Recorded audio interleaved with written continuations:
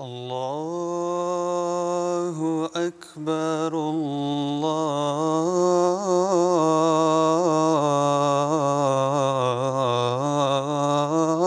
الله أكبر الله أكبر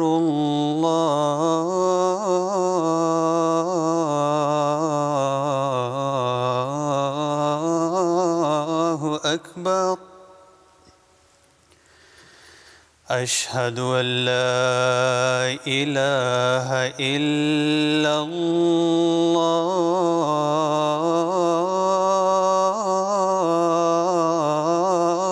الله أشهد أن لا إله إلا الله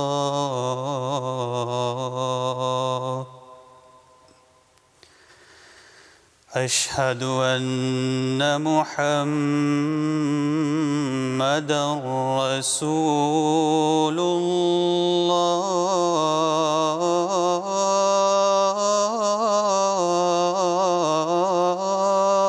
الله أشهد أن محمدًا رسول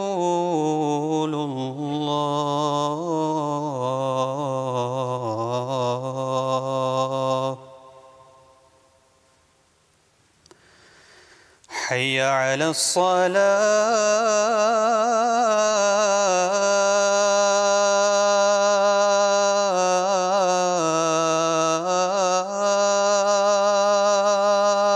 الصلاة حي على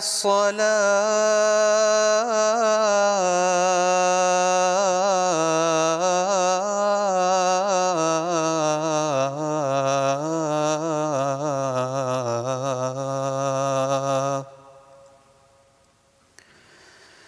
حي على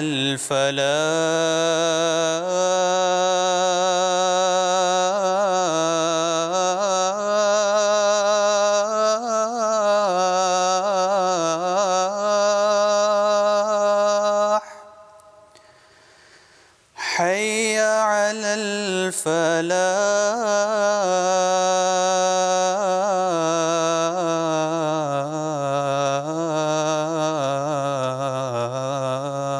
الفلاح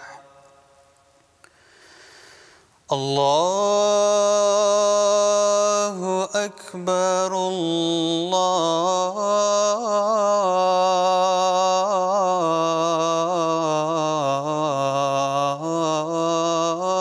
الله أكبر لا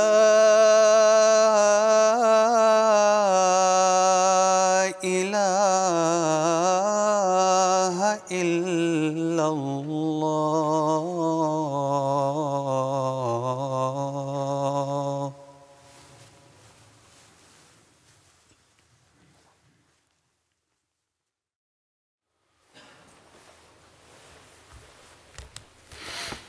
السلام علیکم ورحمۃ اللہ.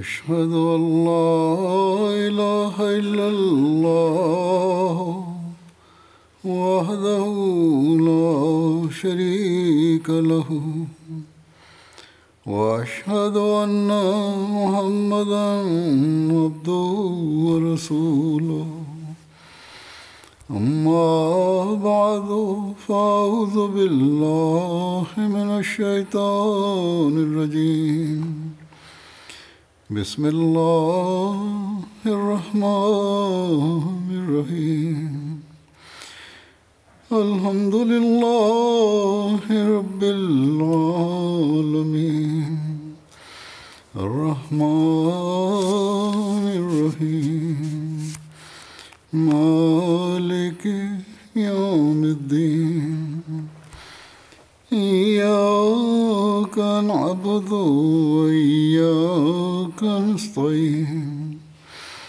اهدنا الصراط المستقيم صراط الذين أنعمت عليهم غير المغضوب عليهم ولا الضالين.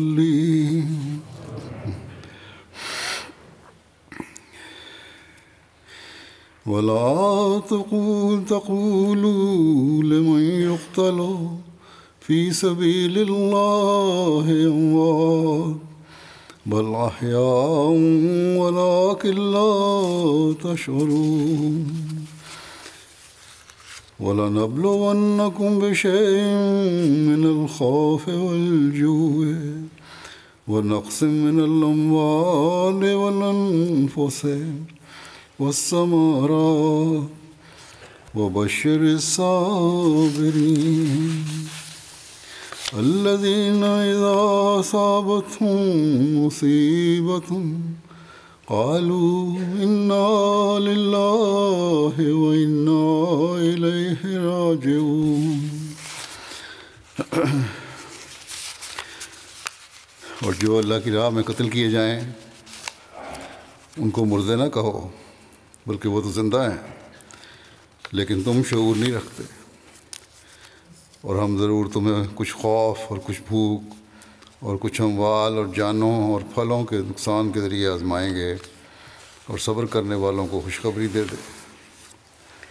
ان لوگوں کو جن پر جب کوئی مصیبت آتی ہے تو وہ کہتے ہیں کہ ہم یقیناً اللہ ہی کے ہیں اور ہم یقیناً اسی کی طرف لوٹ کر جانے والے ہیں۔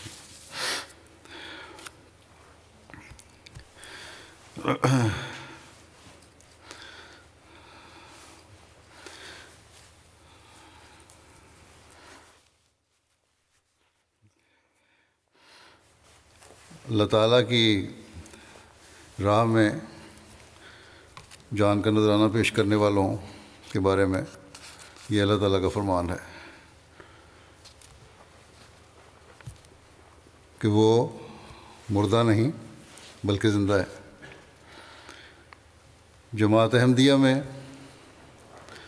گزشتہ 100 سال سے زائد عرصے سے اللہ تعالیٰ کی راہ میں جان کی قربانیاں پیش کی جا رہی ہیں۔ کیا ان کی قربانیاں رائے گاہ گئیں؟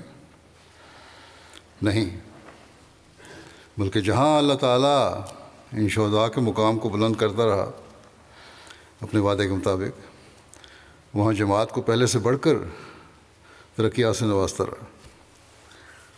ان شہیدوں نے جہاں اگلے جہان میں وہ مقام پایا جو انہی کا حصہ ہے، اور ان کے درجات ہمیشہ بڑھتے چلے جانے والے ہیں، وہاں اس دنیا میں بھی ہمیشہ کے لیے ان کے نام روشن ہے۔ اور ان کا اللہ تعالیٰ کی راہ میں جان دینا نہ صرف اپنے لیے بلکہ جماعت کی زندگی کا بھی باعث بن رہا ہے۔ یہی تو ہیں جو پیچھے رہنے والوں کی زندگی اور ترقیات کا بھی ذریعہ بن رہے ہیں۔ پھر وہ مردہ کس طرح ہو سکتے ہیں؟ یہ جان کی قربانی جو حضرت صاحبزادہ سید عبداللطیف شہید کی قربانی سے شروع ہوئی جماعت احمدیہ میں، عموماً افغانستان اور بر صغیر کے احمدیوں کے حصے میں رہی۔ افریقہ میں بھی ایک مخلص احمدی نے کانگو میں اپنی جان کا نذرانہ 2005 میں خالصتاً جماعت کی خاطر پیش کیا تھا، لیکن گزشتہ دنوں افریقہ کے بر اعظم کے ملک بورکینا فاسو میں جو عشق و وفا اور اخلاص اور ایمان اور یقین سے پر افراد جماعت نے جو نمونہ مجموعی طور پر دکھایا ہے وہ حیرت انگیز ہے۔ اپنی مثال آپ ہیں، جن کو موقع دیا گیا کہ مسیح موعود کی صداقت کا انکار کرو اور اس بات کو تسلیم کرو کہ عیسیٰ علیہ السلام آسمان پر زندہ ہیں اور آسمان سے اتریں گے تو ہم تمہاری جان بخشی کر دیتے ہیں۔ لیکن ان ایمان اور یقین سے پر لوگوں نے، جن کا ایمان پہاڑوں سے زیادہ مضبوط نظر آتا ہے، جواب دیا کہ جان تو ایک دن جانی ہے، آج نہیں تو کل۔ اس کے بچانے کے لیے ہم اپنے ایمان کا سودا نہیں کر سکتے۔ جس سچائی کو ہم نے دیکھ لیا ہے اسے ہم چھوڑ نہیں سکتے، اور یوں ایک کے بعد دوسرا اپنی جان قربان کرتا چلا گیا۔ ان کی عورتیں اور بچے بھی یہ نظارہ دیکھ رہے تھے، اور کوئی واویلا کسی نے نہیں کیا۔ بس یہ وہ لوگ ہیں جنہوں نے افریقہ میں بلکہ دنیائے احمدیت میں اپنی قربانیوں کی ایک نئی تاریخ رقم کی ہے۔ حضرت مسیح علیہ السلام کے اس زمانے کے بعد جو حضرت صاحب کی قربانی تھی، اپنی دنیاوی زندگیوں کی قربانی دے کر ہمیشہ کی زندگی حاصل کرنے والے بن گئے،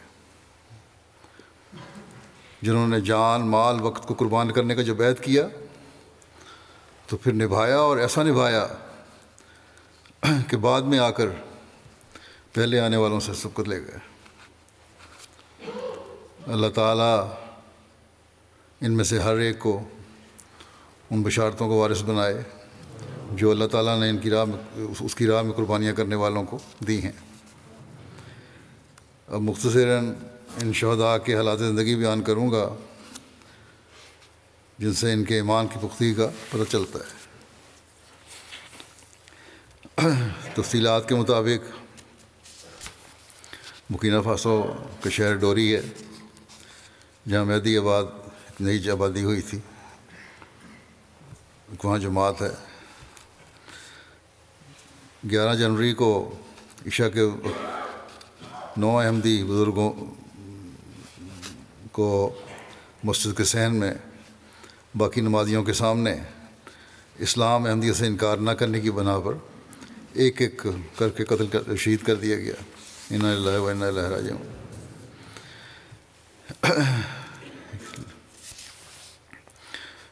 رپورٹ کے مطابق عشاء کے وقت 4 موٹر سائیکلوں پر 8 مسلح افراد مسجد میں آئے۔ یہ مسلح افراد احمدیہ مسجد میں آنے سے پہلے قریب واقعہ مسجد وہابیوں کی جو مسجد ہے وہاں موجود تھے، جہاں انہوں نے مغرب سے عشاء تک کا وقت گزارا ہے، لیکن وہاں کسی کو کوئی نقصان نہیں پہنچایا، کیونکہ آئے صرف احمدیوں کے لیے تھے۔ جب یہ دہشت گرد احمدیہ مسجد میں آئے تو اس وقت مسجد میں عشاء کی اذان ہو رہی تھی۔ اس وقت تک کچھ نمازی بھی آ چکے تھے اور باقی بھی آ رہے تھے۔ اذان ختم ہونے کے بعد دہشت گردوں نے مؤذن سے اعلان کروایا کہ احباب جلدی مسجد میں آ جائیں، کچھ لوگ آئے ہیں، انہوں نے بات کرنی ہے۔ پھر دہشت گردوں نے پوچھا بھی جب یہ لوگ جمع ہو گئے کہ یہاں امام مسجد کون ہے؟ الحاج ابراہیم بی دیگا صاحب نے بتایا کہ وہ امام مسجد ہیں۔ پھر انہوں نے پوچھا کہ نائب امام کون ہے؟ تو آگ عمر عبد الرحمن صاحب نے بتایا کہ وہ نائب امام ہیں۔ جب نماز کا وقت ہو گیا تو امام ابراہیم صاحب نے دہشت گردوں سے کہا کہ ہمیں نماز پڑھ لینے دیں، لیکن انہوں نے نماز پڑھنے کی اجازت نہیں دی۔ مسلح افراد نے امام سے جماعت احمدیہ کے عقائد کے متعلق کافی سوالات کیے، جن کے جوابات امام صاحب نے تسلی اور بہادری سے دیے۔ امام صاحب نے بتایا کہ ہم لوگ مسلمان ہیں، اور حضرت صلی اللہ علیہ وسلم کو ماننے والے ہیں۔ انہوں نے پوچھا کہ آپ لوگوں کا تعلق کس فرقے سے ہے؟ امام صاحب نے بتایا کہ ہمارا تعلق احمدیہ مسلم جماعت سے ہے۔ پھر عقیدے کے بارے میں پوچھا اور بتایا کہ ہمارے عقیدے کے مطابق میرا پوچھا گیا کہ انہوں نے دہشت گردوں نے پوچھا کہ کیا آپ کے عقیدے کے مطابق حضرت عیسیٰ زندہ ہیں یا فوت ہو گئے ہیں؟ امام صاحب نے کہا کہ حضرت عیسیٰ علیہ السلام وفات پا چکے ہیں۔ بہرحال اس پر دہشت گردوں نے کہا کہ نہیں، عیسیٰ زندہ آسمان پہ موجود ہیں اور واپس آ کر دجال کو قتل کریں گے اور مسلمانوں کے مسائل حل کریں گے، اسی امید پر بیٹھے ہوئے ہیں۔ پھر پوچھا انہوں نے کہ امام مہدی کون ہے؟ امام صاحب نے کہا کہ حضرت مرزا غلام احمد قادیانی علیہ السلام امام مہدی اور مسیح موعود کے طور پر آئے ہیں۔ آخر پر مسلح افراد نے کہا یہ باتیں سن کے کہ احمدی مسلمان نہیں بلکہ پکے کافر ہیں۔ اس کے بعد وہ لوگ امام صاحب کو مسجد کے ساتھ ملک احمدی اصلاحی سینٹر میں لے گئے۔ حضرت مسیح علیہ السلام اور خلفاء کی تصاویر لگی ہوئی تھیں۔ وہ تصاویر لے کر امام صاحب کے ساتھ واپس مسجد میں آ گئے اور پھر ان تصاویر کے حوالے سے امام ابراہیم سے سوالات کیے۔ امام صاحب نے حضرت اقدس مسیح علیہ السلام اور خلفاء کے نام بتائے اور ایک ایک تصویر کا تعارف کروایا اور کہا کہ حضرت مسیح علیہ السلام بطور امام مہدی اور مسیح موعود آئے ہیں۔ اس پر انہوں نے کہا کہ نعوذ باللہ مرزا غلام احمد کا نبوت کا دعویٰ جھوٹا ہے۔ پھر دہشت گردوں نے مسجد میں موجود نمازیوں میں سے بچوں، نوجوانوں اور بزرگوں کے الگ الگ گروپ بنائے۔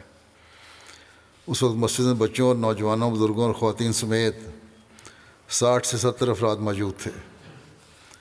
پردے کی دوسری طرف 10 سے 12 لجنہ اس وقت نماز کے لیے موجود تھیں۔ عمر کے لحاظ سے گروپس بنانے کے بعد دہشت گردوں نے بڑی عمر کے افراد سے کہا کہ وہ مسجد کے صحن میں آ جائیں۔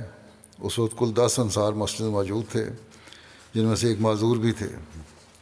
جب وہ معذور دوست بھی باقی انصار بھائیوں کے ساتھ کھڑے ہو کر باہر جانے لگے تو انہوں نے یہ کہہ کر بٹھا دیا گیا کہ تم کسی کام کے نہیں، بیٹھے رہو تم۔ باقی 9 کو وہ لے کے صحن میں آ گئے۔ مسجد کے صحن میں کھڑا کر کے امام ابراہیم بھی دیگا صاحب سے کہا کہ اگر وہ احمدیت سے انکار کر دیں تو انہیں چھوڑ دیا جائے گا۔ امام صاحب نے جواب دیا کہ میرا سر قلم کرنا ہے تو کر دیں، لیکن میں احمدیت نہیں چھوڑ سکتا۔ جس صداقت کو میں نے پا لیا ہے اس سے پیچھے ہٹنا ممکن نہیں ہے۔ ایمان کے مقابلے میں جان کی حیثیت کیا ہے؟ دہشت گردوں نے امام صاحب کی گردن پر بڑا چاقو رکھا اور ان کو لٹا کر ذبح کرنا چاہا، لیکن امام صاحب نے مزاحمت کی اور کہا کہ میں لیٹ کر مرنے کی نسبت کھڑے رہتے ہوئے جان دینا پسند کروں گا۔ اس پر انہوں نے امام صاحب کو گولیاں مار کر شہید کر دیا۔ سب سے پہلی شہادت امام الحاج ابراہیم بھی دیگا صاحب کی ہوئی۔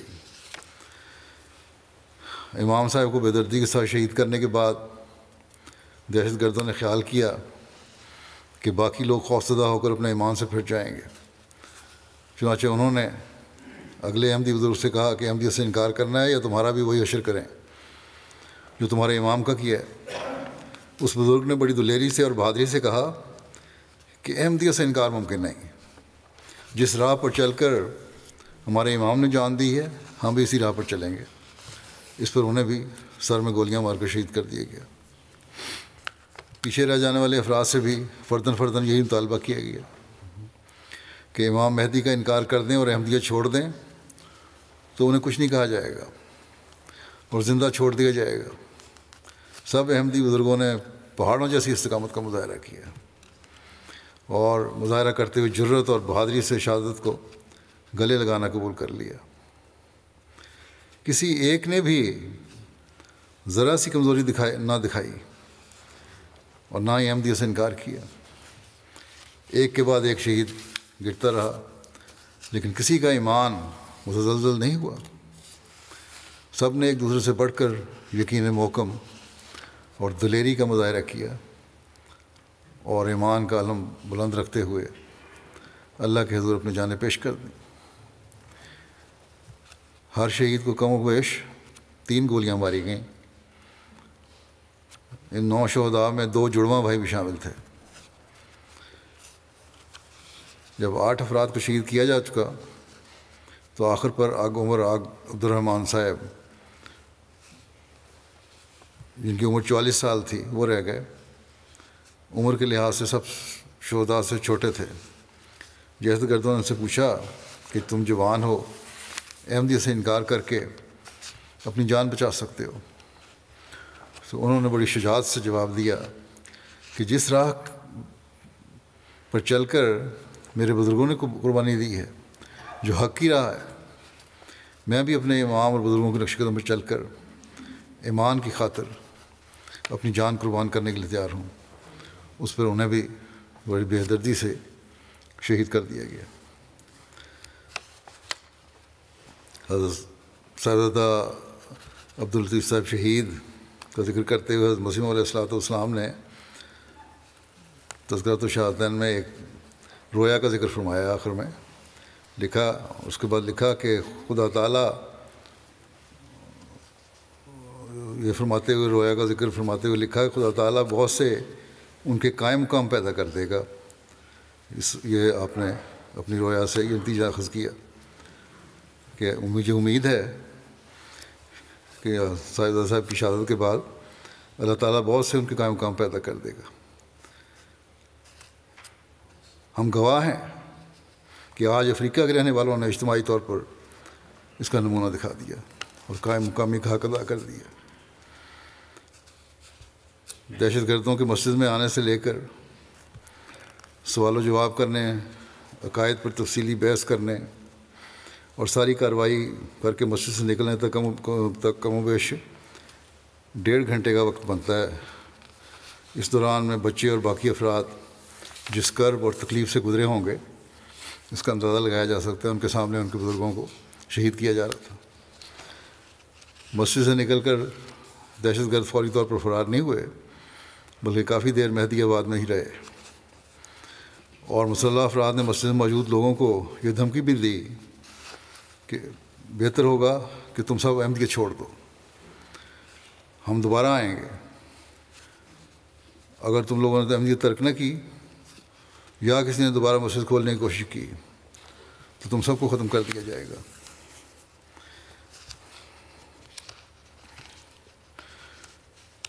اس مہدی آباد کی جماعت کا آغاز کب ہوا، اس تعارف کیا ہے؟ اس بارے میں لکھتے ہیں 1998 کے آخر پر یہاں باقاعدہ مشن شروع کیا گیا تھا۔ جماعت نے تیزی سے ترقی کی۔ 1999 میں ایک گاؤں تکنیویل کی بھاری اکثریت احمدی ہو گئی اور ایک مخلص جماعت اس جگہ قائم ہو گئی۔ اس گاؤں کے امام الحاج ابراہیم بھی دیگر احمدیت قبول کرنے سے پہلے اس علاقے کے سب سے بڑے وہابی امام تھے۔ آپ نے بہت تحقیق کے بعد بیعت کی تھی۔ بیعت کرنے کے بعد ایک پرجوش دائی، ایک نڈر مبلغ اور جری سپاہی کے طور پر سامنے آئے۔ انہوں نے کہا، یہ بھی کہا، میں پہلے ذکر نہیں کیا، جب انہوں نے بیعت کی ہے تو ان کے ساتھیوں نے، بعض علماء نے ان کو کہا کہ تم کیوں ماننے لگے ہو؟ انہوں نے کہا جب سونا میں نے دیکھ لیا اور اللہ تعالیٰ نے اس کا حکم بھی دیا ہوا ہے، آن رسول صلی اللہ علیہ وسلم کی حدیث بھی پوری ہو رہی ہیں، باتیں بھی پوری ہو رہی ہیں، قرآن کریم اس کی گواہی دیتا ہے، تو کس طرح ہو سکتا ہے کہ اب میں اس کا انکار کر دوں اور محروم رہوں؟ بہرحال امام صاحب ایک بہت صاحب علم آدمی تھے۔ اس گاؤں کے تمام لوگ تماشک قبیلہ سے تعلق رکھتے ہیں اور تماشک زبان بولتے ہیں۔ تماشک لوگوں کی تعداد 2 لاکھ کے قریب بتائی جاتی ہے۔ یہ بورکینا فاسو، نائجر، مالی اور الجیریا میں پائے جاتے ہیں۔ 99.9% مسلمان ہیں۔ زیادہ تر متشدد وہابی عقائد رکھتے ہیں۔ تماشک لوگوں میں احمدی ہونے والے زیادہ نہیں ہیں۔ تاہم برکینا فاسو میں مہدی آباد کے تماشے کے باشندے حضرت اقدس مسیح موعود علیہ السلام کی بیعت کرنے میں سبقت لے گئے اور اب اتنی بڑی قربانی دے کر یہ ایک اپنا خاص مقام بھی حاصل کر چکے ہیں۔ 2004 میں اس علاقے میں سونے کے بہت سے ذخائر دریافت ہوئے تو مائننگ کمپنی نے اس گاؤں کی آبادی کو قریب ہی ایک نئی جگہ پر مکانات بنا کر دیے اور کہا کہ وہاں منتقل ہو جائیں۔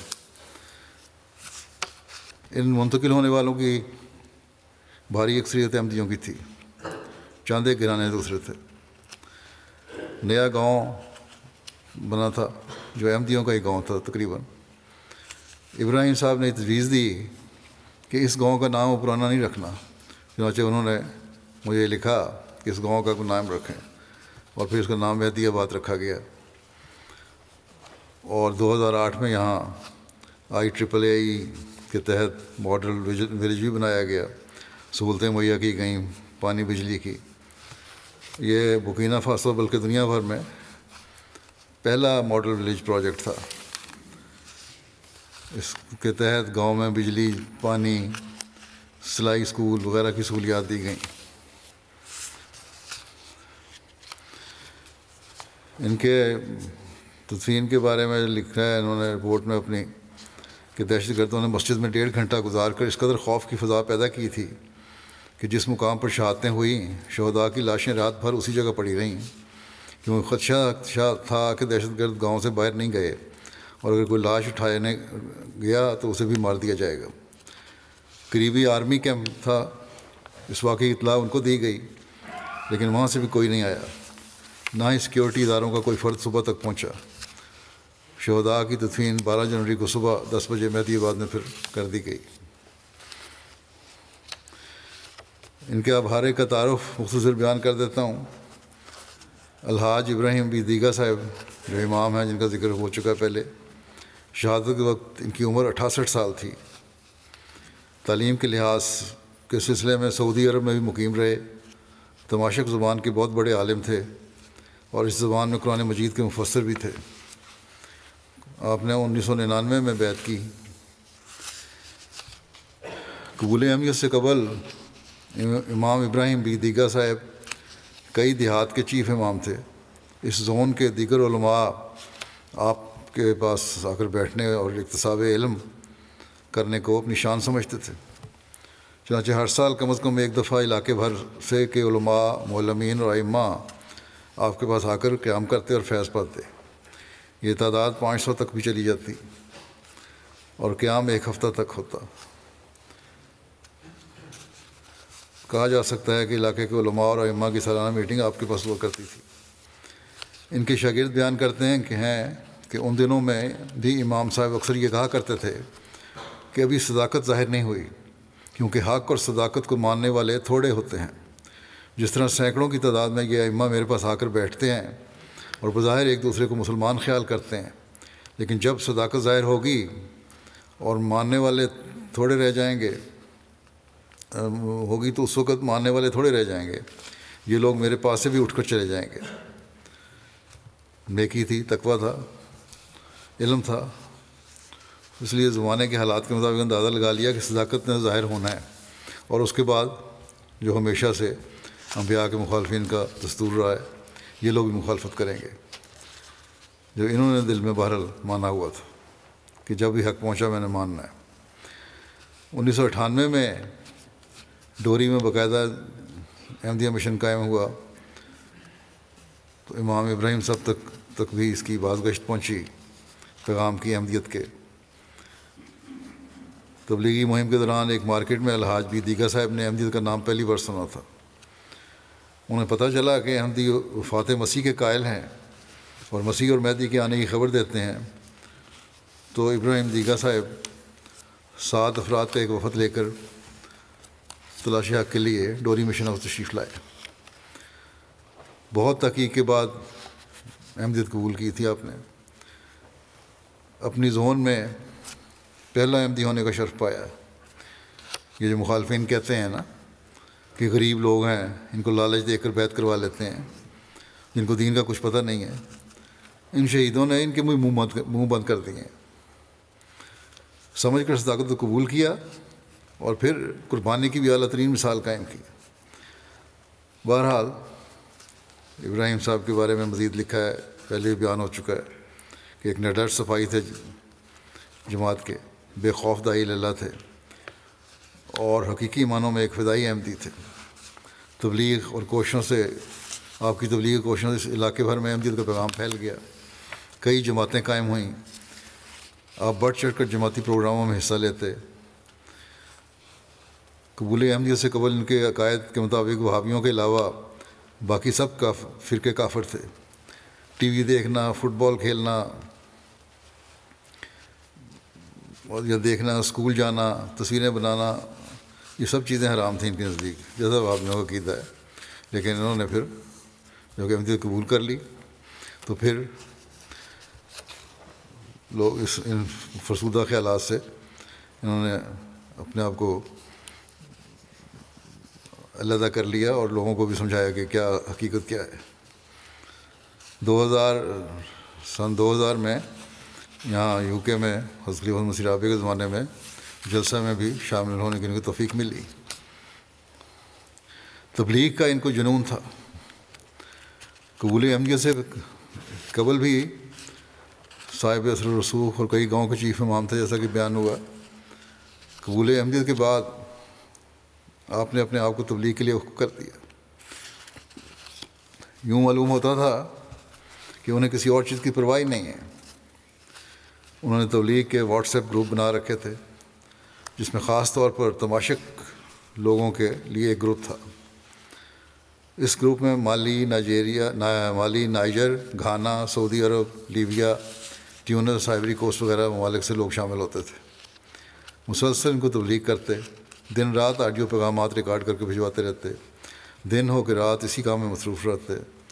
جواب میں مخالفین آپ کو گالیوں کے پیغام بھی بھیجتے، وہ بھی باہر مخالفت ہوتی تھی، قتل کی دھمکیاں بھی دیتے تھے ان کو، لیکن آپ کبھی کسی سے غصے سے بات نہیں کرتے تھے، بلکہ قتل کی دھمکیاں دینے والوں کو آپ کہا کرتے تھے کہ میں تمہیں کرایہ بھیج دیتا ہوں اور مجھے قتل کرو۔ آپ کہا کرتے تھے مبلغین کو بھی کہ تبلیغ کرنی چاہیے اور معلمین کو بھی کہ یہ بہانہ ہے کہ حالات خراب ہیں اس لیے ہم تبلیغ دور پر نہیں جا سکتے جب حالات خراب ہوئے ہیں۔ کہتے ہیں میڈیا کے ذریعے تبلیغ کریں، اور اگر کسی کے پاس فون میں نیٹ پیکج کرنے کے لیے رقم نہیں ہے تو مجھ سے لے لے، سوشل میڈیا گروپ بنائے اور گھر بیٹھ کر تبلیغ کے جہاد میں حصہ لے۔ ایک جنون تھا، ایک شوق تھا ان کو۔ ناصر صدیقی صاحب کہتے ہیں، مربی رہے ہیں یہاں، کہ 1997 میں برکینا فاسو آیا، خلیفہ مسیح رابع نے دعوت اللہ کی کام سپرد کیا۔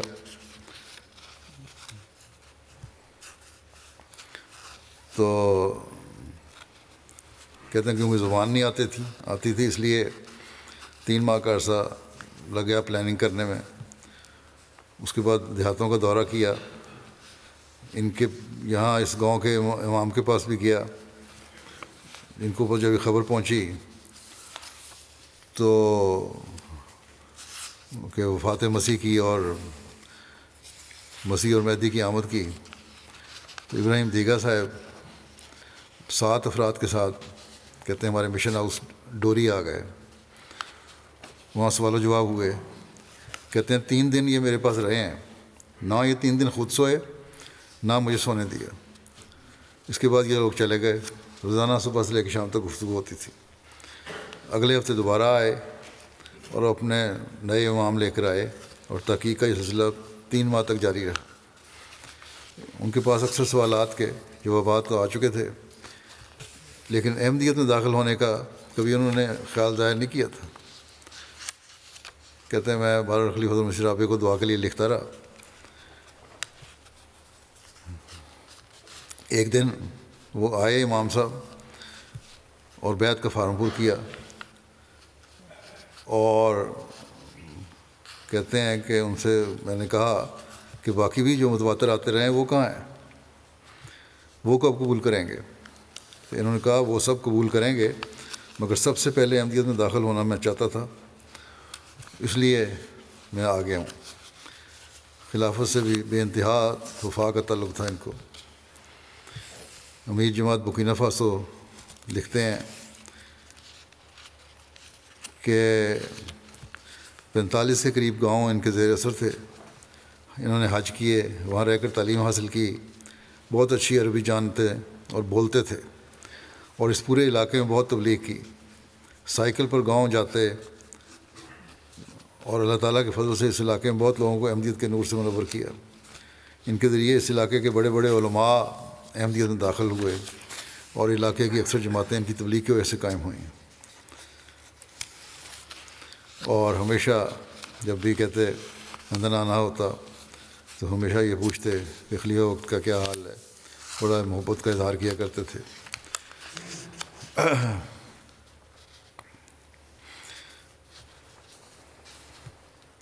کہتے ہیں اس محبت کی ایک مثال یہی ہے کہ ایم ٹی اے پر جو میری بچوں کے ساتھ کلاس ہوتی تھی، اردو زبان سے بالکل ناواقفیت کی باوجود بڑے انہماک سے دیکھتے رہتے تھے، جس میں سمجھ آ رہی ہوتی ہے، اور صرف یہی کہتے تھے کہ میرے لیے یہاں بیٹھنا اس مجلس میں، اس کو دیکھنا ہی بہت ایمان کا اور میں ترقی کا باعث بنتا ہے۔ مہمان نواز اور خاموش طبع تھے، لیکن جب جماعت کی خاطر بولنا پڑتا تھا تو پھر بہت جذباتی ہو کے بولتے تھے۔ ایک مکمل مبلغ تھے، غیر احمدیوں سے انفرادی اور اجتماعی طور پر کافی مناظرے اور سوال جواب کیے انہوں نے۔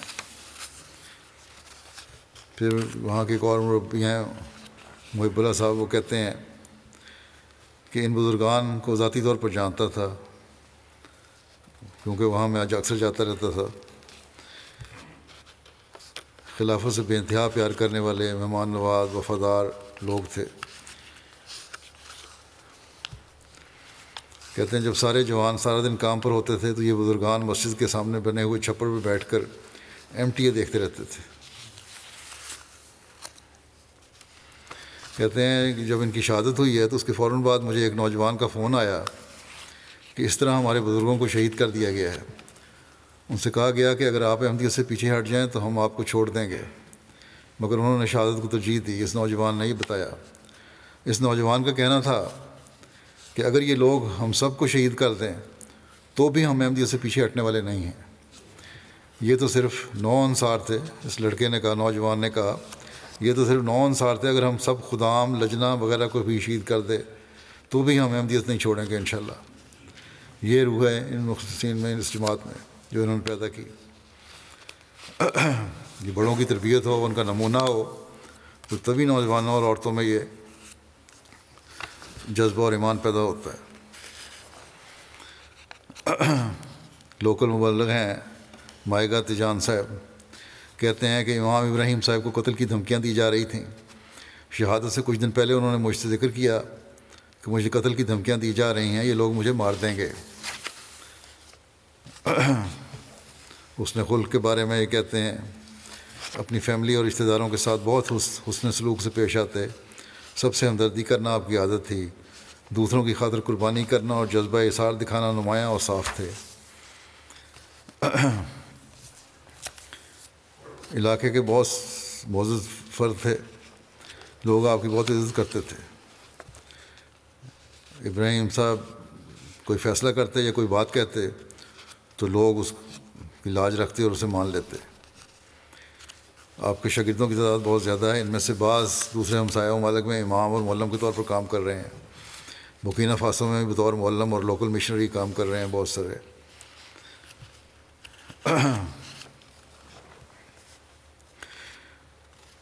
پھر کہتے ہیں کہ نیکی اور تقوی اور مسابقت بالخیر میں دوسروں کے لیے ایک نمونہ تھے۔ جب بھی باب جماعت کو کوئی تحریک کرتے تو سب سے پہلے خود اس میں حصہ لیتے، اگر مالی قربانی کی تحریک ہوتی تو سب سے پہلے خود شامل ہوتے۔ کبھی جماعتی کاموں میں، جلسہ جات میں، اجتماعات اور دیگر سرگرمیوں میں پیچھے نہیں رہے۔ 5 نمازوں کی ادائیگی مسجد میں کرتے، نماز تہجد کے پابند تھے۔ اگر کبھی کسی جماعتی سرگرمی میں موجود نہ ہوتے تو اس کا مطلب یہ تھا کہ یا تو بیمار ہیں یا سفر پر گئے ہوئے ہیں۔ جماعتی کاموں میں شرکت کے لیے کبھی اخراجات کی پرواہ نہ کرتے۔ ان کی 2 شادیاں تھیں جن سے اللہ تعالیٰ نے ان کو 11 بچے عطا کیے۔ خالد محمود صاحب لکھتے ہیں،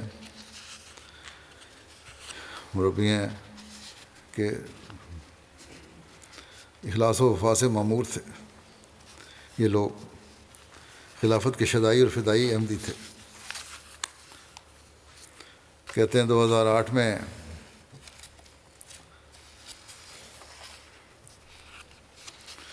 جب میرا دورہ ہوا ہے گھانا، خلافت جوبلی کا سال تھا، میں نے گھانا کا دورہ کیا تھا، جلسے پہ وہاں گیا تھا،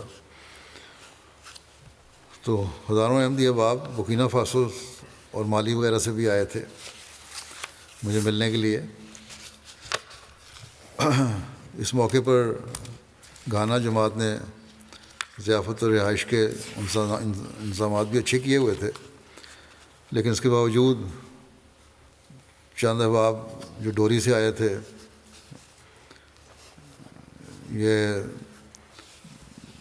یہ لوگ بھی شامل تھے ان میں وہ کھانا ملنے میں ان کو دیر ہو گئی یا کھانا نہیں ملا، پھر کافی دیر سے رات کو بازار سے منگوایا گیا اور دیا گیا۔ اس پر میں نے ان ربی صاحب کو کہا تھا، ان کی ملاقات ہوئی، کہ ان کو معذرت کر دیں میری طرف سے اور دلداری کریں۔ تو کہتے ہیں میں ان کے پاس فوراً گیا، معذرت کی، یہ آپ کو پیغام جب دیا تو الحاج ابراہیم صاحب صدر جماعت تھے، انہوں نے بیک وقت باقی لوگوں کے ساتھ کہا کہ خلیفہ کو ہم نے دیکھنے یہاں آئے تھے، ملنے آئے تھے، جب دیکھ لیا اور مل لیا تو ہماری تھکان اور بھوک ختم ہو گئی ہے، کوئی شکایت نہیں ہے، بلکہ ہم تو آپس میں بیٹھ کے اس ملاقات کا ہی ذکر کر رہے ہیں اور اس کا لطف لے رہے ہیں۔ بہرحال اس وقت مجھے بھی پریشانی تھی کہ اتنا لمبا سفر کر کے آئے ہیں، بہت سارے اس وقت سائیکلوں پر بھی آئے تھے اور ان کا انتظام نہیں ہوا، فوری انتظام کروانے کی کوشش کی گئی،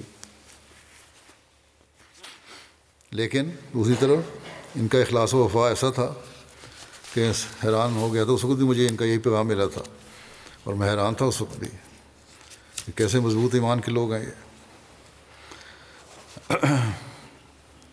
معلم ہے الحاج محمود ڈیکو صاحب، یہ کہتے ہیں شریف عہدے صاحب بینن کے دورے پر آئے تو امام صاحب بورکینا فاسو سے بس پہ سوار ہو کے 1000 کلومیٹر کا سفر طے کر کے صبح 3 بجے رات سفر کیا، صبح 3 بجے وہاں پہنچے۔ 30 گھنٹے کا تھکا دینے والا سفر تھا، وہاں سڑکیں بھی اچھی نہیں ہیں اور بڑے اشاعت فشاعت تھے، آگے پھر لمبا سفر کرنا تھا، وہ بھی کیا انہوں نے ساتھ ان کے، اور سب پروگرام میں مشاعرے میں شامل ہوئے۔ ایک جوش تھا ان کو جماعتی خدمت کا۔ مساجد دیکھ کر بورکینا فاسو میں بینن میں بڑے خوش ہوتے تھے اور کہتے تھے یہ دیکھو، یہ بھی تو حضرت مسیح علیہ السلام کی سچائی کی دلیل ہے۔ اسی طرح غیر احمدیوں سے جو بحثیں ہوتی تھیں اس میں یہ عربی میں بڑی فصیح و بلی تقریریں کیا کرتے تھے۔ شریف عہدے صاحب کے ساتھ بھی تقریر ہو رہی تھی، ڈبیٹ ہو رہی تھی مولویوں کی۔ اس وقت انہوں نے کوئی غلط باتیں کیں تو انہوں نے اٹھ کے جواب دینا چاہا غصے میں آ کے، تو ان کو جب خاموش کرایا گیا فوراً بیٹھ گئے۔ پھر غیر احمدیوں نے کہا کہ اچھا اگر تم لوگ سمجھتے ہو کہ ہم مسلمان ہیں تو ہمارے پیچھے نماز پڑھو۔ تو انہوں نے اس وقت کھڑے ہو کہا کہ جو ہمیں کافر کہتے ہیں ہمارے اور وقت کے امام کو قبول نہیں کرتے، یہ کیسے ممکن ہے کہ ہم آپ کے پیچھے نماز پڑھ لیں؟ یا تو یہ مان لو کہ حضرت مسیح علیہ السلام وقت کے امام ہیں تو ہم نماز پڑھ لیتے ہیں۔ بحرین کے ایک ریٹائرڈ لوکل معلم ہیں، کہتے ہیں کہ خلیفہ وقت سے محبت کی ایک زندہ تصویر تھے۔ وہ کہا کرتے تھے کہ جب مجھے احمدیت کا پیغام ملا، پاکستانی مبلغ نے دیا، میں تو اسی دن سے احمدی ہو چکا تھا۔ میں نے یہ سیکھا ہے کہ دنیا کی فلاح صرف نظام خلافت سے وابستہ ہے اور یہی اصل راستہ ہے اور مرتے دم تک اس پر قائم رہوں گا۔ کہتے ہیں معلم صاحب حقیقتاً جو انہوں نے کہا تھا وہ انہوں نے کر دکھایا۔ پھر بینن کے لوکل معلم ہیں عیسیٰ صاحب، کہتے ہیں کہ میرا ایک لمبے عرصے سے ان سے تعلق تھا۔ ایک ایسے احمدی تھے جن کو کسی سے کوئی اختلاف نہ تھا، وہ حقیقی احمدی تھے، ایسے احمدی جو ہر عمل میں آگے تھے، تبلیغ میں، چندے میں، ہر چیز میں اول تھے۔ یہی وجہ ہے کہ ان کی وجہ سے باقی 8 انصار بھی ان کے پیچھے لبیک کہتے ہوئے اپنی جانیں خدا کے حضور قربان کرنے والے بن گئے۔ پرنسپل جامعہ بورکینا فاسو لکھتے ہیں، کسی شخص نے ایک خواب دیکھی، اس پر حضرت خلیفہ مسیح رابع نے ان کو یہ لکھ کے بھیجا امیر جماعت کو کہ خواب مبارک ہے، اور اس کا مطلب ہے کہ ملک کی مٹی قبول حق کے لیے زرخیز ہے، اور میرے دورے کے بعد انشاءاللہ صداقت کو قبول کر کے نور سے چمک اٹھے گی، خدا کرے کہ ایسا ہی ہو۔ میرا خیال دورہ تو نہیں ہوا کہ رابع کا وہاں، میں دورے پہ گیا تھا بہرحال 2004 میں۔ اس کے بعد کہتے ہیں آپ نے بھی لکھا کہ اس کے بعد کہ مجھے پورا یقین ہے کہ بورکینا فاسو کی سرزمین پر احمدیت کا جو بیج بویا گیا وہ جلد دائمی پھل لائے گا۔ بورکینا کے لوگ حقیقتاً بڑے عظیم لوگ ہیں، اور مجھے خوشی ہے کہ خدا نے ان کو احمدیت کے نور سے منور کیا ہے۔ میں نے جو بیداری جماعت بورکینا کے افراد میں دیکھی ہے وہ حیرت انگیز ہے۔ امید ہے کہ اگلے 2-3 سالوں میں اس دورے کے عظیم الشان نتائج ظاہر ہوں گے اور جماعت تیزی سے ترقی کرے گی انشاءاللہ۔ تو یہ میں نے اپنے دورے کے بعد ان کو لکھا تھا۔ افریقہ کی جماعتوں میں بورکینا فاسو کے احمدیوں میں نے ایک خاص بات دیکھی ہے کہ ملاقات کے وقت ہر ایک کی یہ کوشش ہوتی تھی کہ مجھ سے گلے لگے، اور پھر ان لوگوں کی محبت جو تھی وہ بھی دیکھنے والی ہوتی تھی۔ پرنسپل صاحب لکھتے ہیں کہ آج مہدی آباد کے مخلصین نے غیر معمولی قربانی دے کر حقیقتاً بڑے عظیم لوگ ہیں پر مور تصدیق کر دی جو آپ نے لکھا تھا۔ دوسرے الحسن اقمالی عائل صاحب ہیں، ان کی شہادت کے وقت عمر 71 سال تھی، پیشے کے لحاظ سے کسان ہیں۔ 1999 میں احمدیت قبول کی، گاؤں کے ابتدائی احمدیوں میں سے تھے۔ ابراہیم صاحب کے ساتھ مل کر ڈوری مشن میں جانے والی تحقیقاتی وفد میں شامل تھے۔ جب سے اپنے بیعت کی، اخلاص اور وفا میں ترقی کرتے چلے گئے۔ خلافت کے ساتھ بہت اخلاص کا تعلق رکھتے تھے، نماز با جماعت کے پابند، تہجد گزار، چندہ جات میں باقاعدہ، اپنی فیملی کے لیے اپنے پیچھے ایک نیک نمونہ قائم کیا۔ مجموعی طور پر آپ نے جماعت کے لیے جان، مال اور وقت کی جو قربانی کی وہ غیر معمولی ہے۔ یہ آپ بورکینا فاسو کی 4-5 زبانیں بولتے تھے، مختلف جو مقامی زبانیں ہیں، جس کی وجہ سے آپ کا حلقہ احباب پورے ملک کی جماعتوں میں تھا۔ جلسہ سالانہ کے موقع پر دوسرے ریجن سے آنے والوں کے ساتھ ان کی زبان جاننے کی وجہ سے بہت گھل مل کر رہتے تھے۔ لوگ آپ کو بہت پسند کرتے، ان کی محفل میں بیٹھ کر محظوظ ہوتے۔ جب بھی جماعت کی طرف سے کوئی تاریخ ہوتی اس میں آگے بڑھ کر حصہ لیتے۔ گزشتہ سال جماعت کی طرف سے وقف عارضی کرنے کی تاریخ ہوئی تو مہدی آباد جماعت میں سے سب سے پہلے آپ نے نام لکھوایا۔ ثانیہ مہدی آباد میں آپ کے جڑواں بھائی مکرم حسین اقمالی عائل صاحب کی بھی شہادت ہوئی۔ حسین اقمالی عائل جو ان کے جڑواں بھائی ہیں، یہ بھی جیسا کہ بتایا جڑواں بھائی، ان کی عمر بھی 71 سال تھی۔ انہوں نے بھی 1999 میں بیعت کرنے کی توفیق پائی۔ اپنے گاؤں کے ابتدائی احمدیوں میں سے تھے۔ الحاج ابراہیم صاحب کے ساتھ ڈوری مشن میں جا کر تحقیق کرنے والے گروپ میں شامل تھے۔ اس وقت مہدی آباد میں بطور زعیم انصار اللہ خدمت کی توفیق پا رہے تھے۔ انصار بھائیوں کو بہت اچھے طریقے سے منظم کرنے کی صلاحیت رکھتے تھے، ان کو جماعتی پروگراموں اور سرگرمیوں میں متحرک رکھتے اور تربیت کے متعدد پروگرام منعقد کرواتے رہتے۔ مسجد کی صفائی اور دیگر مقامات پر وقار عمل کرواتے، چندہ جات میں باقاعدہ، اور 5 نمازیں مسجد میں ادا کرنے کی پابندی کرتے۔ نماز تہجد باقاعدہ ادا کرنے والے تھے۔ ثانیہ مہدی آباد میں جیسے پہلے ذکر ہو چکا ہے، ان کے جڑواں بھائی اور بھی شہید ہوئے تھے۔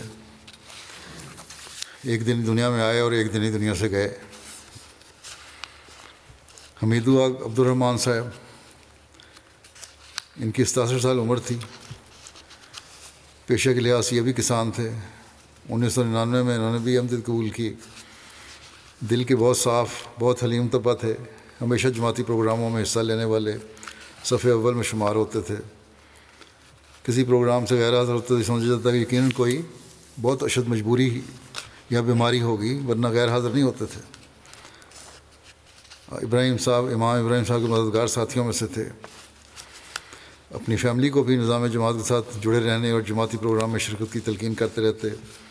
خلافت احمدیہ کے ساتھ وفا کا تعلق تھا، بہت سا وقت مسجد میں گزارتے، MTA پروگرام دیکھتے رہتے، خاص طور پر خطبہ بہت باقاعدگی سے اور توجہ سے سنتے۔ صلح آگ ابراہیم، شہادت کے وقت ان کی عمر 67 سال تھی۔ پیشے کے اعتبار سے یہ بھی کسان تھے۔ نماز باجماعت کے بہت پابند، باقاعدگی سے چندہ ادا کرنے والے، مجلس انصار اللہ کے متحرک رکن کارکن تھے اور جماعت کے بہت مخلص تھے۔ ابراہیم صاحب کے دست راست اور مددگار تھے۔ اللہ تعالیٰ کے فضل سے صاحب علم تھے۔ مذہبی اور علمی گفتگو کرنا آپ کی عادت تھی۔ جب بھی انصار اور ممبران جماعت میں علمی گفتگو ہو رہی ہوتی، آپ ایسی محفل میں پائے جاتے۔ بہت حلیم اور شریف طبیعت کے مالک تھے۔ ہر چھوٹے بڑے کے ساتھ حسن سلوک کرنا آپ کے اوصاف میں تھا۔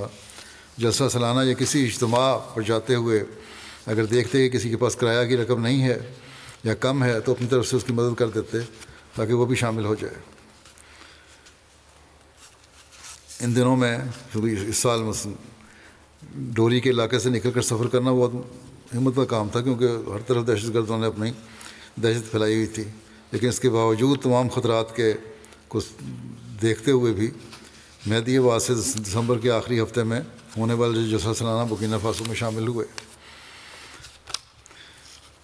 پھر عثمان آگ سودے صاحب ہیں، ان کی عمر 59 سال تھی۔ مخلص اور جانصار احمدی تھے، جماعت کے لیے مال اور وقت کی قربانی کرنے والے تھے، اور آخر پر اللہ تعالیٰ نے جان کی قربانی کی توفیق عطا فرما دی۔ مہدی آباد کی مسجد کی تعمیر کے وقت پانی لے کر آتے اور تعمیر کے کام میں مسلسل تعاون کرتے، بڑھ چڑھ کر حصہ لیتے رہے۔ نمازوں کے بہت پابند تھے، چندہ دینے میں باقاعدہ تھے۔ جو کچھ کما کے لاتے پہلے اس سے چندہ کی رقم ادا کرتے۔ کیا ایسی سوچ رکھنے والے پیسے کے لالچ میں بیعت کرتے ہیں جیسا کہ مخالفین کہہ رہے ہیں؟ پیشے کے اعتبار سے آپ ایک تاجر تھے، جوتے فروخت کا کاروبار کرتے تھے۔ کسی پاس اگر جوتا خریدنے کی استطاعت نہیں تھی یا رقم کم ہوتی تو پھر بھی اسے خالی ہاتھ نہیں جانے دیتے تھے۔ کسی کو ننگے پاؤں واپس نہیں جانے دیا۔ اگر رقم نہیں ہے یا کم ہے تو کہتے کوئی بات نہیں، بعد میں دے دینا۔ پھر آگ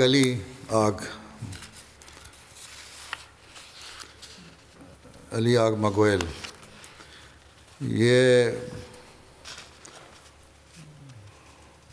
1970 میں پیدا ہوئے۔ انہوں نے اپنے والد صاحب کے ساتھ 1999 میں احمدیت قبول کی۔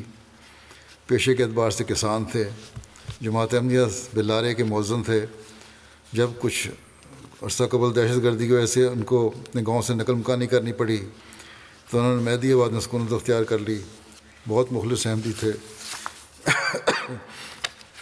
نمازوں اور چندہ جات میں باقاعدہ تھے اور جماعت کی تمام سرگرمیوں میں بڑھ چڑھ کر حصہ لینے والے تھے۔ پھر موسیٰ آگ ادراہی، شہادت کے وقت ان کی عمر 53 سال تھی۔ یہ بھی کھیتی باڑی کے کام کرتے تھے اور جماعت کے کاموں میں ہمیشہ پیش رہتے۔ احمدی ہونے سے قبل وہابیہ فرقہ کے بہت سرگرم رکن تھے۔ نمازوں کی بہت پابندی کرنے والے، تہجد باقاعدگی سے ادا کرنے والے۔ مغرب کی نماز پر مسجد میں آتے تو عشاء کی نماز پڑھ کر ہی واپس گھر جاتے۔ مغرب اور عشاء کا وقت مسجد میں گزارتے اور ذکر الہی میں مصروف رہتے۔ ان کے متعلق ہر کوئی گواہی دیتا ہے کہ ایک حقیقی مومن اور مخلص فدائی احمدی ہونے کا عملی نمونہ تھے۔ مجھے دعائیہ خطوط بھی باقاعدہ لکھتے تھے یہ، اور کہتے تھے میں بھی خلیفہ وقت کے لیے باقاعدہ دعا کرنے والا ہوں۔ پھر 9ویں آگ عمر آگ عبد الرحمن، ان کی شہادت کے وقت عمر 44 سال تھی۔ سب سے چھوٹی عمر کے تھے، جیسا کہ پہلے ذکر ہو چکا ہے۔ 1999 میں 20 سال کی عمر میں انہوں نے احمدیت قبول کی۔ اس کے بعد جماعت کے ساتھ تعلق اور وفا میں ترقی کرتے چلے گئے۔ جماعت مہدی آباد کے بہت مخلص اور فدائی ممبر تھے۔ امام ابراہیم صاحب کے دست راست تھے۔ مہدی آباد کے نائب امام الصلاۃ بھی تھے۔ جب دہشت گرد مسجد میں داخل ہوئے تو انہوں نے امام ابراہیم صاحب کا پوچھنے کے بعد پوچھا کہ نائب امام کون ہے، تو انہوں نے بغیر کسی ہچکچاہٹ کے بتایا کہ میں ہوں۔ آپ ہمیشہ مسجد میں آنے والے اولین افراد میں سے ہوتے، بہت خشوع و خضوع کے ساتھ نماز ادا کیا کرتے تھے، نماز تہجد کی پابندی کرنے والے تھے، مسجد میں اپنے بچوں کو بھی ساتھ لے کر آتے اور ان کی تربیت کا بہت خیال رکھتے، اور یہ مجھے خط لکھنے میں بھی بڑی باقاعدگی تھی ان میں بھی۔ سائیکل چلانے کے بہت ماہر تھے اور پورے علاقے میں سفر کیا کرتے تھے لمبے لمبے۔ 4 دفعہ ڈوری سے 265 کلومیٹر کا فاصلہ طے کر کے واگاڈوگو خدام الانبیاء کے اجتماع میں شامل ہوئے۔ 2008 میں خلافت جوبلی کے جلسے میں بورکینا فاسو سے گھانا سائیکلوں پر جانے والے قافلے میں بھی شامل تھے۔ یہ ہر لفظ کے ساتھ آگ کا لفظ استعمال ہوا ہے، وہ وہاں جو مجھے سمجھا ہوں میں ان کی رپورٹوں سے، وہ یہی ہے۔ اس کا مطلب ابن کے ہیں کہ فلاں کا بیٹا، آگ فلاں کہ فلاں آدمی فلاں فلاں فلاں کا بیٹا، ابن فلاں۔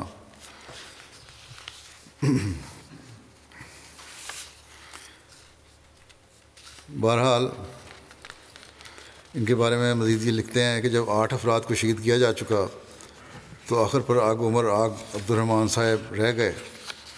اپنی عمر کے لحاظ سے سب سے چھوٹے تھے۔ دہشت گردوں نے ان سے پوچھا کہ تم جوان ہو، احمدیت سے انکار کر کے اپنی جان بچا سکتے ہو؟ تو انہوں نے بڑی شجاعت سے جواب دیا کہ جس راہ پر چل کر میرے بزرگوں نے قربانی دی ہے، میں بھی اپنے امام اور بزرگوں کے نقش قدم پر چل کر ایمان کی خاطر اپنی جان قربان کرنے کے لیے تیار ہوں۔ اس پر آپ کو بہت بے دردی سے چہرے پر گولیاں مار کر شہید کیا گیا۔ بورکینا فاسو میں عمومی طور پر حالات خراب ہیں۔ دہشت گرد بہت سارے علاقوں میں دندناتے پھر رہے ہیں۔ کچھ دن قبل قائصہ مجلس دینیہ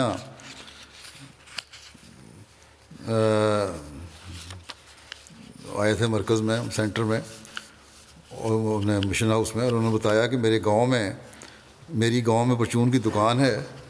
ایک دن دہشت گردوں میں سے ایک ان کی دکان پر آیا، یہ بالکل دوسرا علاقہ ہے، اور کچھ خریدنے کے لیے آیا، پھر ادھر ادھر دیکھتا رہا۔ حضرت مسیح علیہ السلام اور خلفاء کی تصاویر وہاں لگی تھیں ان کی دکان پہ۔ اس نے قائصہ سے پوچھا یہ کون ہے، کن کی تصویر تم نے دکان پہ لگائی ہوئی ہے؟ تو قائد صاحب نے جواب دیا کہ یہ مسیح موعود اور ان کے خلفاء کی تصاویر ہیں۔ کہنے لگا کہ مسیح موعود نہیں بلکہ مسلمانوں میں سے کچھ لوگوں نے اکٹھے ہو کر ایک گروپ بنا لیا ہے، یہ وہی لوگ ہیں اور یہ لوگ کافر ہیں۔ اور جانے سے پہلے قائد کو کہا، دھمکی دے کر گیا کہ یہ تصاویر یہاں سے اتار لو، ورنہ اگلی دفعہ جب میں آؤں گا اور یہ موجود ہوئیں تو پھر تمہارا بہت برا حال ہوگا۔ لیکن بہرحال قائد صاحب نے وہ تصویر ادھر لگی رہنے دیں۔ کچھ دن کے بعد وہ دوبارہ آیا کچھ خریدنے کے لیے، دیکھا کہ تصاویر ادھر لگی ہوئی ہیں، دیکھ کے چلا گیا۔ تو کہتے ہیں قائد صاحب نے ہمیں یہ واقعہ بتایا اور 7 اور تصاویر بھی طلب کی ہیں۔ اب یہ ڈرنے کی بجائے انہوں نے کہا اور جو بتائیں میں اور جگہ پہ لگاؤں گا تصویریں۔ اب یہ سارا علاقہ ایک لمبے عرصے سے ان دہشت گردوں کے کنٹرول میں ہے اور حکومت کا وہاں کنٹرول کوئی نہیں۔ اس کا علاقے کا بارڈر جو ہے وہ مالی سے ملتا ہے، یہ دوسری طرف ہے، ڈوری کا علاقہ نائجر سے ملتا ہے، تو پورا بیلٹ جو ہے ایک علاقہ تقریباً اس طرح قبضے میں ہے۔ بہرحال یہ احمدیت کے چمکتے ستارے ہیں، اپنے پیچھے ایک نمونہ چھوڑ کر گئے ہیں۔ اللہ تعالیٰ ان کی اولادوں اور نسلوں کو بھی اخلاص و وفا میں بڑھائے۔ دشمن سمجھتا ہے کہ ان کی شہادتوں سے یہ اس علاقے میں احمدیت ختم کر دے گا، لیکن انشاءاللہ پہلے سے بڑھ کر احمدیت یہاں بڑھے گی اور پنپے گی۔ انتظامیہ کو وہاں جو ہے امیر صاحب بھی وہاں حکمت عملی کے ساتھ تبلیغی پروگرام بنانا چاہیے، جہاں کہ ان لوگوں کی تسلی بھی کرانی چاہیے۔ اللہ تعالیٰ ان کو صبر اور حوصلہ بھی دیتا رہے لوائقین کو، اور ان کے بزرگوں نے جس مقصد کے لیے اپنی جان کے نذرانے پیش کیے ہیں اس کی اہمیت کو سمجھنے کی بھی ان کو توفیق عطا فرمائے۔ بہرحال ایک حکمت اور منصوبہ بندی سے اب وہاں کام کرنا ہوگا ہمیں. اس بارے میں پہلے بھی میں کہہ چکا ہوں ان کو جائیں.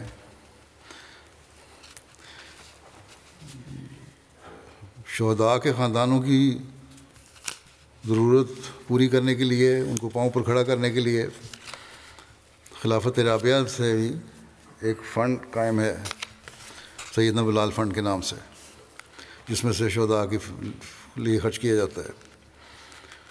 آج کل اس واقعے کے بعد بعض لوگ انفرادی طور پر بھی اور تنظیمیں اور جماعت بھی ضروریات پوری کرنے کے لیے کچھ رقمیں بھیج رہی ہیں. یہ ان کے لیے ہے. حالانکہ جب فنڈ ایک قائم ہے تو سب کو چاہیے کہ اپنی رقمیں جو بھی دینا چاہتے ہیں سیدنا بلال فنڈ میں جمع کروائیں اور پھر بتا دیں کہ ہم نے یہ رقمیں جمع کروائی ہیں اور خاص طور پر ہمارا مقصد جو ڈوری کے اور مہدی آباد کے شہداء ہیں ان کے لیے خرچ کرنا ہے. تو بہرحال مرکز سے اس کے مطابق فیصلہ کر لے گا.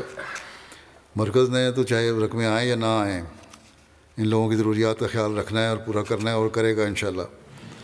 لیکن لوگ جو دینا چاہتے ہیں وہ اس فنڈ میں سیدنا بلال فنڈ میں جمع کروائیں رقمیں.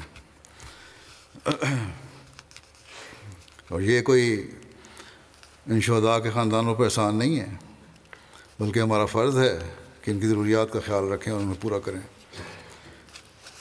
آخر میں حضرت اقدس مسیح موعود علیہ السلام کا ایک اقتباس پیش کرتا ہوں. آپ فرماتے ہیں یہ مت خیال کرو کہ خدا تمہیں ضائع کر دے گا. تم خدا کے ہاتھ کا ایک بیج ہو جو زمین میں بویا گیا. خدا فرماتا ہے کہ یہ بیج بڑھے گا اور پھولے گا اور ہر ایک طرف سے اس کی شاخیں نکلیں گی اور ایک بڑا درخت ہو جائے گا انشاءاللہ. پس مبارک وہ جو خدا کی بات پر ایمان رکھے اور درمیان میں آنے والے ابتلاؤں سے نہ ڈرے، کیونکہ ابتلا کا آنا بھی ضروری ہے تاکہ خدا تمہاری آزمائش کرے. بس یہ قربانی کرنے والے تو اس آزمائش میں پورے اترے. اب پیچھے رہنے والوں کا بھی اپنے ایمان اور یقین میں بڑھنے کا امتحان ہے. اللہ تعالیٰ ان کو بھی توفیق دے اور ہمیں بھی توفیق دے کہ ہم اپنے ایمان اور یقین میں کامل رہیں. اللہ تعالیٰ ان شہداء کے مقام کو بلند تر فرماتا چلا جائے، ان کی قربانیوں کو وہ پھل پھول لگائے جس کے نتیجے میں حضرت محمد رسول اللہ صلی اللہ علیہ وسلم کی حقیقی تعلیم کو جلد از جلد دنیا میں ہم پھیلتا دیکھنے والے ہوں. جہالت دنیا سے ختم ہو اور خدا واحد کی حقیقی بادشاہت دنیا میں قائم ہو جائے. ان شہداء کے جنازوں کے ساتھ میں پڑھاؤں گا بھی نمازوں کے بعد.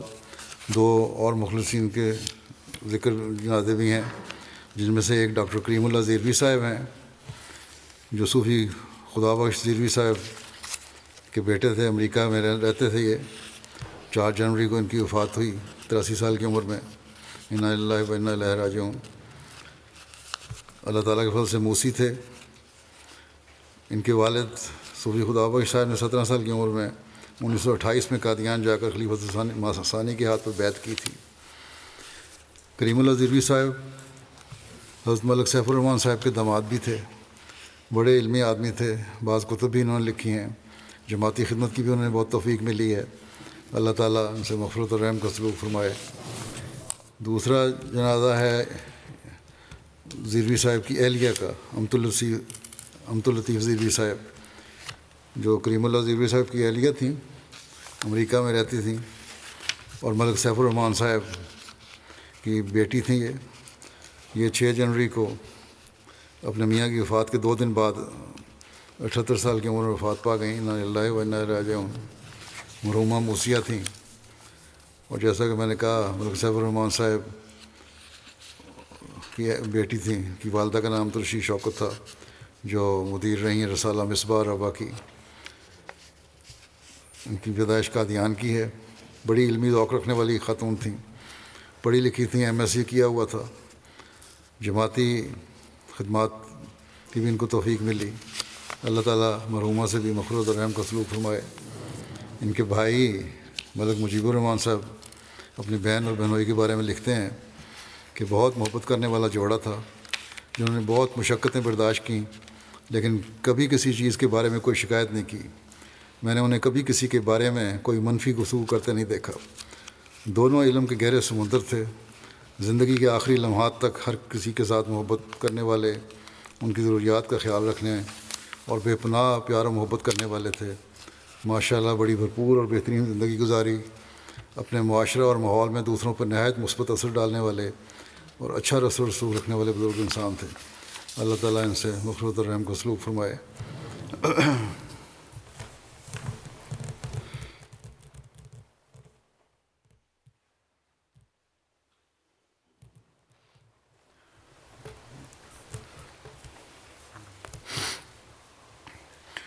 الحمد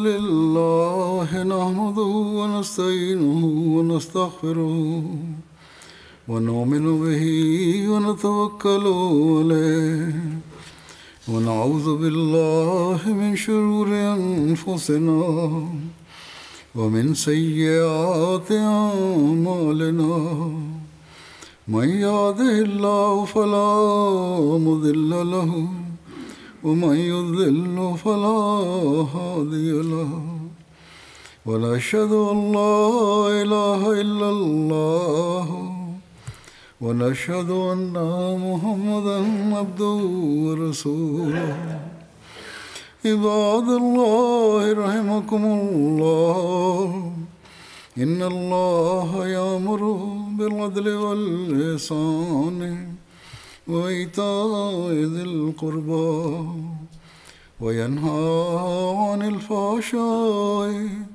والمنكر والبغي يعظكم لعلكم تذكرون اذكروا الله يذكركم وادعوه يستجب لكم ولذكر الله أكبر